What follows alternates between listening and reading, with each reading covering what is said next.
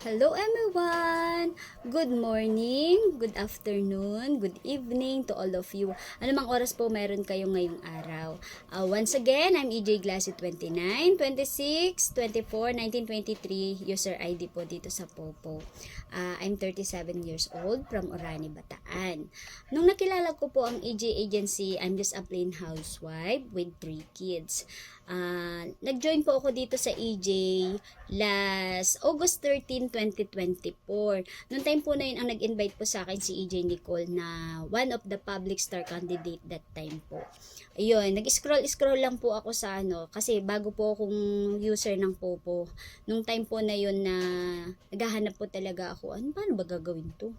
Paano ba nagwo-work ang Popo, sabi ko. Tapos yun, nakita ko siya na nagpo-pool show. May one day pool show siya noon. Tapos nag-enjoy ako sa mga performance niya.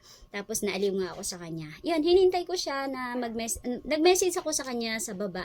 Tapos yun, hinintay ko na mag-reply siya. Tapos binigyan niya yung FB niya. So yun yung time na naging part ako ng EJ Agency. Ang best experience ko naman dito sa EJ, yung sumali ako ng PLC. Ang dami ko nakilala mga kaibigan, naging mga ate at kuya.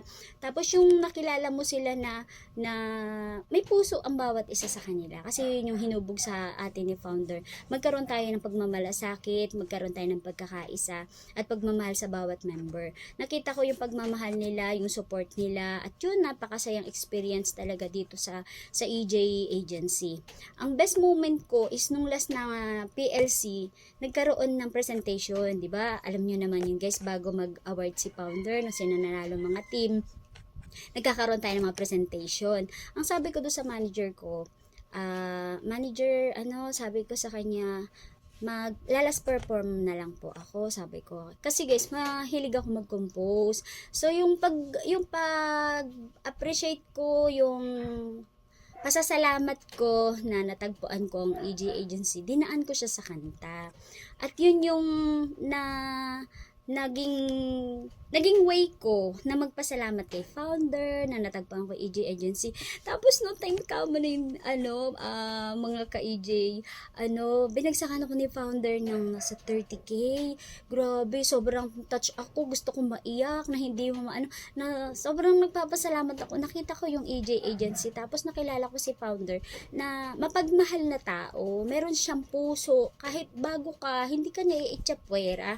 At saka yung bang na-appreciate nila yung effort na ginagawa mo, yung mga ginagawa natin para sa mga kapwa natin EJ members.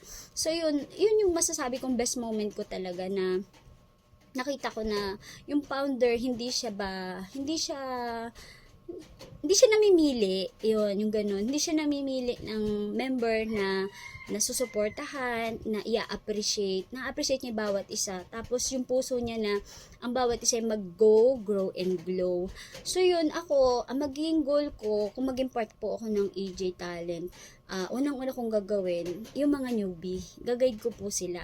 Tsaka yung mga Popo user na mga bago din, encourage ko sila na mag-join sa EJ Agency at ibigay din nila yung best nila, yung puso nila sa EJ, na kung ano yung ginagawa ni founder sa atin is ibalik natin kung paano din niya ginagawa sa atin yon. Ang magiging goal ko rin na kung maging part din ng talent ng EJ is hindi ako magsasawa. Bibigay ko as in yung puso ko. Kung ano man yung ibibigay na responsibility sa akin, buong puso kong gagawin, kahit maraming mga activities dito sa bahay. Kasi tayo rin po ay isang mami na may 3 anak. Pero hindi ko yun gagawing hadlang para hindi ko ibigay kung ano man yung dapat kong gawin as EJ talent na part ng talent ng management. Ayun. Ayan, once again, sa darating pong Grand Finals, ini-invite ko po kayo sa aking one day full show. Schedule ko po is Thursday, 1 p.m. po. And, don't forget to vote me sa ating AJ website.